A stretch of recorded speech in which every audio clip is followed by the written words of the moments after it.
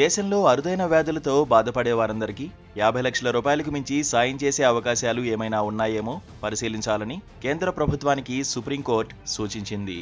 అరుదైన వ్యాధితో బాధపడుతున్న ఓ వ్యక్తికి అందిస్తున్న 50 లక్షల రూపాయల సాయానికి అదనంగా 18 లక్షల రూపాయల విలువైన ఔషధాలు ఇవ్వాలంటూ కేంద్రానికి కేరళ హైకోర్టు ఇచ్చిన ఆదేశాలపై సుప్రీంకోర్టు స్టే విధించింది.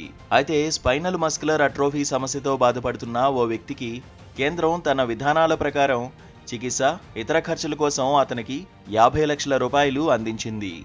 అయితే తాను తీసుకోవాల్సిన రిజ్డీప్లామ్ అనే ఔషధం ధర ఒక్కొక్కటి 6.2 లక్షల రూపాయలు ఉందని, వాటి ధర తగ్గించేలా ఆదేశించాలని కోరుతూ సదరు వ్యక్తి కేరళ హైకోర్టును ఆశ్రయించారు. ఈ క్రమంలోనే ఆ వ్యాజ్యాన్ని పరిష్కరించేంత వరకు చికిత్స కొనసాగడానికి వీలుగా కేంద్రం పిటిషనర్కు 18 లక్షల రూపాయల విలువైన మందులు అందించాలని కేరళ హైకోర్టు ఆదేశాలు జారీ చేసింది.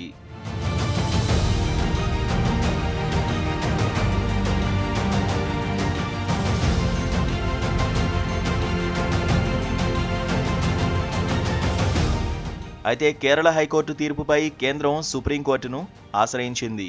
దేశవ్యాప్తంగా మొత్తం మీద ఇలాంటి రోగులు దాదాపు 3,000 మంది ఉన్నారని ప్రభుత్వం తరఫు న్యాయవాది సుప్రీంకోర్టు ధర్మాసనానికి నివేదించారు. అరుదైన వ్యాధులతో బాధపడే వారిలో ప్రతి ఒక్కరిని విడివిడిగా పరిశీలిస్తూ ఇలాంటి ఆదేశాలు ఇస్తే ఆర్థిక భారం పెరుగుతుందని ప్రభుత్వం తరఫు న్యాయవాది సుప్రీంకోర్టు దృష్టికి తీసుకొచ్చారు.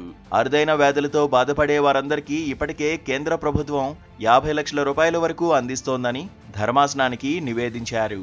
ఈ క్రమంలోనే ఎస్ఎంఏకు అవసరమైన మందుల ధరను తగ్గించేలా తయారీదారులతో కేంద్ర ప్రభుత్వం చర్చించాలని, లేకపోతే రోగుల చట్టం 1970ను వర్తింపజేయాలని పిటిషనర్ తరఫు న్యాయవాది సుప్రీంకోర్టు ధర్మాసనాన్ని కోరారు. దీనిపై విచారణ చేపట్టిన CJI justice Sanjiv Khanna, justice Sanjiv కుమార్లతో కూడిన ధర్మాసనం కేంద్ర ప్రభుత్వం ఇలాంటి విషయాలపై సానుకూలంగానే ఉంటుందని తెలిపింది. కానీ అంతర్జాతీయ నిబంధనలు వారికి అడ్డుపడుతూ ఉండొచ్చని అభిప్రాయపడింది. అరుదైన వ్యాధితో బాధపడుతున్న ఓ వ్యక్తికి అందిస్తున్న 50 లక్షల రూపాయల సాయానికి అదనంగా 18 లక్షల రూపాయల విలువైన ఔషధాలు ఇవ్వాలంటూ కేరళ హైకోర్టు ఇచ్చిన ఆదేశాలపై సుప్రీంకోర్టు ధర్మాసనం స్టే విధించింది. ఇలాంటి వారికి 50 లక్షల రూపాయలకు మించి సాయం చేసే అవకాశాలు ఏమైనా ఉన్నాయేమో పరిశీలించాలని కేంద్ర ప్రభుత్వానికి సూచించింది.